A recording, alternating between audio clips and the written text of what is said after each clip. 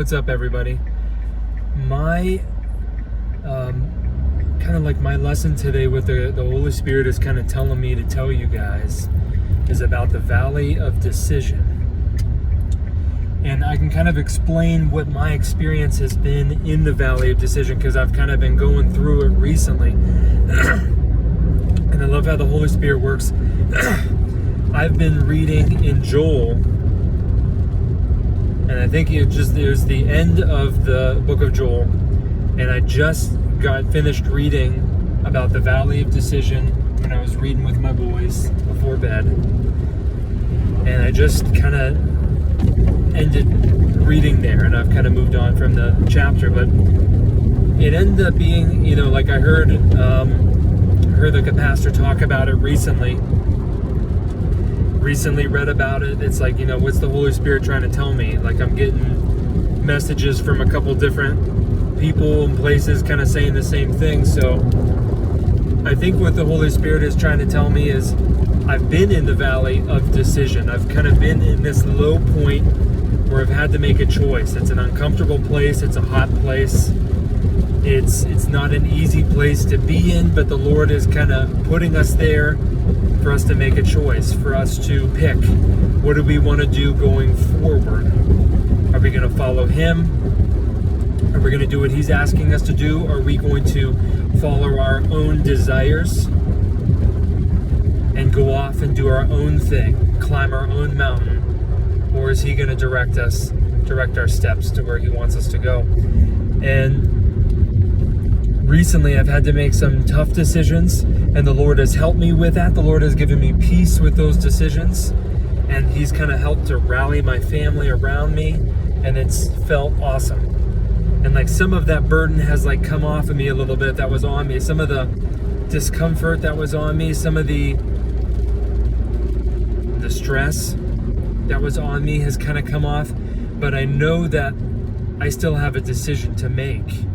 And just because I make a quick decision and things get a little bit better after I make the decision, I know that there's still more to be done. That you don't just make a decision, okay, you feel better, you've kind of like passed that little test, the Lord is kind of moving you on to something else. It's not a license to become complacent. And I know the Lord is telling me that this is not a time to become complacent. I still need to pray. I still need to let Him work. I still need to humble myself before Him and kind of give up the fighting that I've been doing. I've been fighting, and I've been kind of, fighting with the Lord. I've kind of been wrestling with Him, and, I stopped wrestling and the miracle came. I stopped fighting and the provision came. So I want to stay in that place of giving up. I want to stay in that place of relinquishment. And I've even been praying a prayer of relinquishment that a pastor gave me, and it was actually really helpful to help me to let go. To help me to let go of what I was fighting for, what I was holding on tight to. And the Lord was unable to work with me because I was fighting, because I was holding on to something that He needed me to let go in order to do His work. And maybe that's a word for somebody out there. You're holding on to something, you're fighting, you're battling, and you're trying to do all the work yourself, and the Lord is saying, I need in, you got to let me in. You've got to let me fight, or you're going to get tired out. Almost like a child that is kind of having a temper tantrum. The child is fighting, and the parent says, okay, go in your room and cry. Like my oldest son is kind of doing this now. He fights and he cries and he throws, and you got to put him in his room until he calms down, and then that's the point when I'm actually able to help him, is when he gives up, is when he is willing to come to me and hug me, and I can actually care for him. I can actually give him comfort once he gives up, once he stops fighting. And I think that's a lesson that I have to learn as an adult, a 30-year-old adult. That's a lesson that my son has to learn. And I feel like that's a lesson that many of us have to learn, even my wife. that the Lord can't work if we're fighting him, if we're holding on so tightly. And the valley of decision is, I think, a place where the Lord wants us to choose him. He wants us to choose not to fight anymore. He wants us to choose to relinquish, to give it to him, to push it, to throw it at Jesus's feet, just like in the final days when we throw our crowns before the Messiah. We throw our crowns before him because he deserves all the praise and the glory for all the things that we've accomplished on this earth. He wants us to do the same thing now, to throw it before his feet and let him handle it. He's called us to tread on scorpions and tread on snakes and to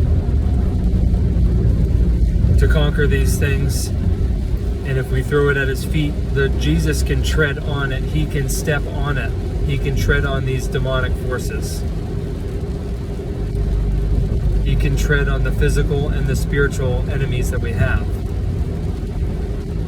So I hope this is a word for other people who are battling now in a season of war, just like I am. And I'm still in this season of uncertainty because I'm looking for a new job. I'm still relying on the Lord to provide for me and my family.